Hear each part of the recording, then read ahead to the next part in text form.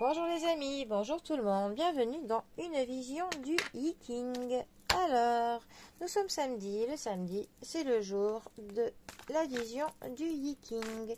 Le Yiking qui à la base se pratique avec 24 baguettes ou avec 3 pièces, ce qui nous donne des hexagrammes qui sont une succession de petits traits qui nous donnent des indications sur une philosophie. Alors, sur quoi allons-nous philosopher aujourd'hui? Alors, nous avons l'oppression. Alors, l'oppression, lac en haut et haut en bas.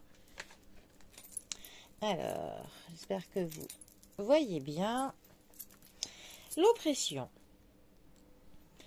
Pour représenter l'oppression, on peut imaginer des oiseaux charognards rôdant sur les rives d'un lac asséché. Les périodes difficiles peuvent dessécher nos esprits et donner naissance à une multitude de charognards, sous forme de préoccupations.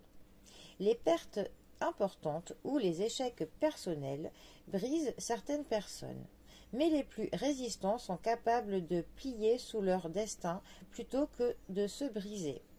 Pour supporter les moments difficiles, ou même en tirer profit, vous devez puiser au plus profond de vous-même, car votre identité est plus forte que le destin et ne peut être corrompue, même par les plus dures réalités.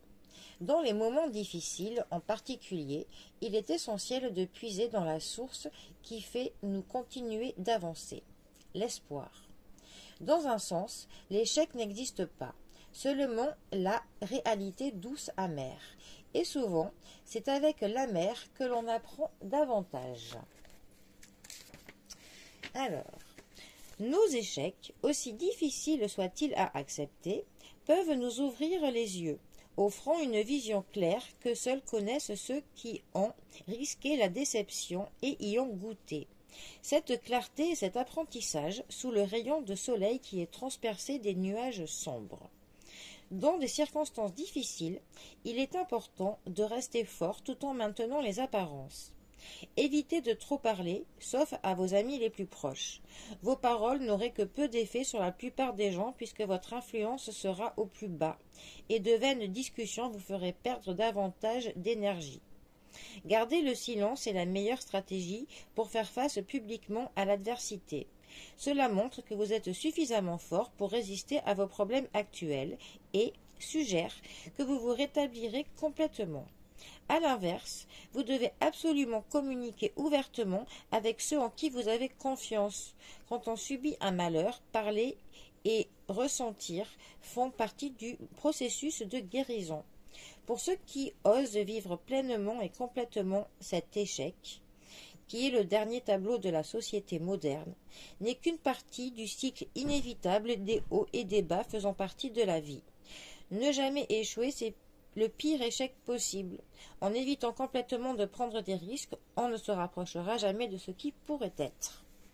Alors, cette dernière partie me fait un peu penser à la carte de la roue de la fortune dans le tarot. On a effectivement ses hauts et ses bas, où on a des opportunités et des prises de risques qu'il faut prendre.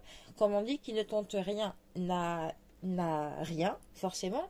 Donc, eh bien, il faut, je pense, tenter, effectivement, plutôt que de regretter après. Voilà. Et comme on dit, on apprend souvent plus de ces échecs que de ses victoires. Après, ça nous dit effectivement que face en public, de ne pas parler, ne pas communiquer, de rester neutre. Mais par contre, de se confier aux gens que l'on aime, à nos proches, histoire de discuter de nos émotions, de nos ressentis, de nos peines. Cela, je pense, peut être très important dans le processus de se revitaliser après une situation difficile. Je pense qu'il faut toujours communiquer sur ce que l'on vit mal avec nos proches, mais aussi sur ce que l'on vit bien. Voilà. Souvent, c'est comme je dis parfois dans les commentaires, à des personnes, des commentaires que je lis sur des posts. On voit toujours des personnes qui commentent pour se plaindre, mais c'est très rare de voir des personnes qui commentent pour dire qu'ils sont contents. Ce que je trouve d'ailleurs fort dommage. Il faut savoir commenter quand ça va pas, bien évidemment, mais aussi quand ça va bien. Voilà. Bon. Voilà, en tout cas, c'était un petit peu la notion du yiking pour l'oppression. Voilà. Je vous laisse méditer et philosopher sur cela. Je vous souhaite donc un très bon samedi, profitez bien du week-end et moi je vous dis à bientôt pour un prochain tirage. Allez les amis, à bientôt, bisous à tous.